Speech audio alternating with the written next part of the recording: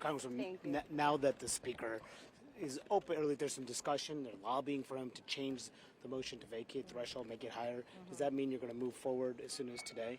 Mike Johnson owes our entire conference a meeting, and if he wants to change the motion to vacate, he needs to come before the Republican conference that elected him and tell us of his intentions and tell us what this rule change to the motion to vacate is going to be. And I'll tell you something, Kevin McCarthy, while he was staring down the barrel of a loaded gun, he never made a move like this behind closed doors and made deals with Democrats to change the motion to vacate. And we're hearing that's exactly what Mike Johnson is doing.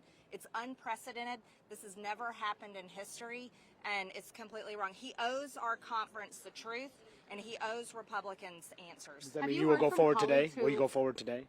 I'm waiting to find out what's going to happen. And this is the type of betrayal that Republican voters are absolutely fed up with.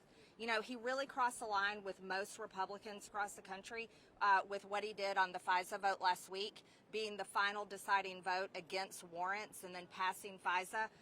And now he's moving forward, making funding to Ukraine, $60 billion to Ukraine, his top priority, the most important thing he can do in a speakership. And he's willing to work with Democrats to make that deal and get that done and change the motion to vacate to do it. Have you heard from other colleagues who say that this potential action could put them more in your camp of wanting to motion to vacate sooner rather than later? Absolutely. Absolutely. Name some people? Again, I've told you guys I will not speak for my colleagues. That would be extremely disrespectful for me to do. It's up to them to come forward and say it. But if Mike Johnson goes in there and attaches to the rule, which is the Rules Committee is meeting right now, so we'll see when that vote takes place. If he attaches a rule to change the motion to vacate and then uses Democrat votes on the Rules Committee, he's going to prove exactly what I've been saying correct. He is the Democrat speaker. I don't think that's ever happened in history before, and that's going to be the message that will definitely change everything. Speaker Johnson was asked directly why he believes it's worth losing his job potentially over putting aid to Ukraine on the floor, and he said it's because it's the right thing to do. What do you make of that response from the speaker? He's serving Ukraine first and America last, and that would be the worst thing to do for a United States House of Representatives speaker, third in line to the President of the United States, to do nothing for American citizens. Think about this. Monday was tax day. So as Americans were paying their hard-earned tax dollars to this government, the Republican speaker is hinging his entire ability to stay speaker on sending $60 billion to Ukraine. I can't think of a worse betrayal ever to happen in United States history. And here's what's really ironic. The constitutional attorney, Mike Johnson, is literally betraying the American people in order to keep his grip of power on the speakership. What about the idea that Republicans are increasingly frustrated with you, saying that you don't speak for the party? I think I speak for the people. And the people are the party, and that's everything wrong with the Republican Party. Many Republican leaders have forgotten that.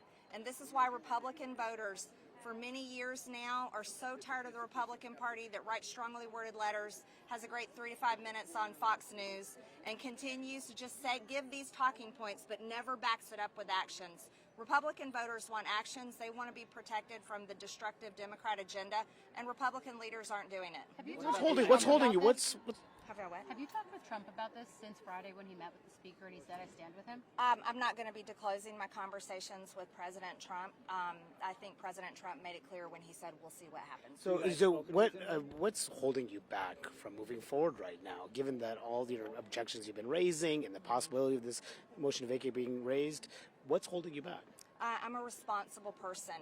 I've been a business owner and a successful business owner most of my life before I came to Congress. I'll say it again, I respect my conference and I respect my colleagues. I also want to do everything I can to project our majority and keep it next time. And so I'm not acting out of emotions or rash feelings or anger. I'm doing this the right way, and I'm allowing my conference to see exactly what I saw months ago. And I called it out in my Dear Colleague letter. We have to work as a conference, and when the Republican Party figures out how to be a team, then I'll argue the Republican Party will finally learn to govern. But does this fall Guys, on deaf I'm ears gonna- after I'm a while? gonna- Every I'm time we gonna turn step around, down. we have another I'm threat gonna- that you're going to maybe no. do this or something. I'm going to tell you need to talk to your network. What is the red line? scenario in What which will you be the don't red bring line? the motion to vacate up for a vote?